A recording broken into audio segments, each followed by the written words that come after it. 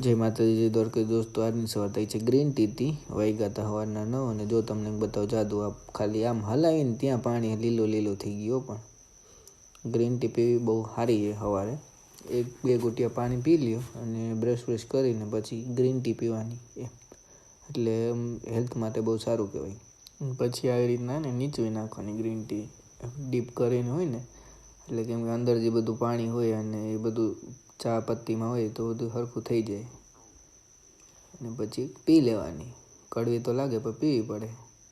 અને આજે કંઈ કામ હતું નહીં અને આજે હતું 1 ટાણું બપોરે, તો દહીં તીખા હતી, રોટલામાં ચોરી લીધી છાશ ને સાંજે ઉઠ્યા તો આપણને લાગી હતી ભૂખ, તો ચિપ્સ કરી નાખીને કેચઅપ હતું એ ખાઈ લીધું. પછી ડ્યુટીથી ફોન આવ્યો તો ડ્યુટી જવાનું હતું, તો આપણે નીકળી ગયા ડ્યુટી જવા માટે. વાગ્યા હતા 8 અને પાછા વયા ગયા આપણે ઘરે.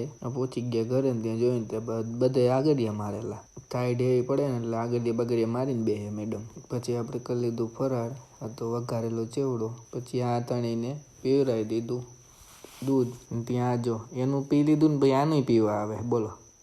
અને અમે આપણું પીને પછી આપણી આગળ જ આરામ મેળવાની. પછી નીકળી ગયા અમે 2 માણસ ખાધેલું પચાવવા હતું. ત્યાં પાછળ પણ જોયું ને તે એ 2 આવતા હતા ખાવાનું પચાવવા. કીધું હાલો તમે હાલો. અને રસ્તામાં શાક લેવાનું હતું, શાક લઈ લીધું આપણે. આ જો શાકભાજી હાથમાં.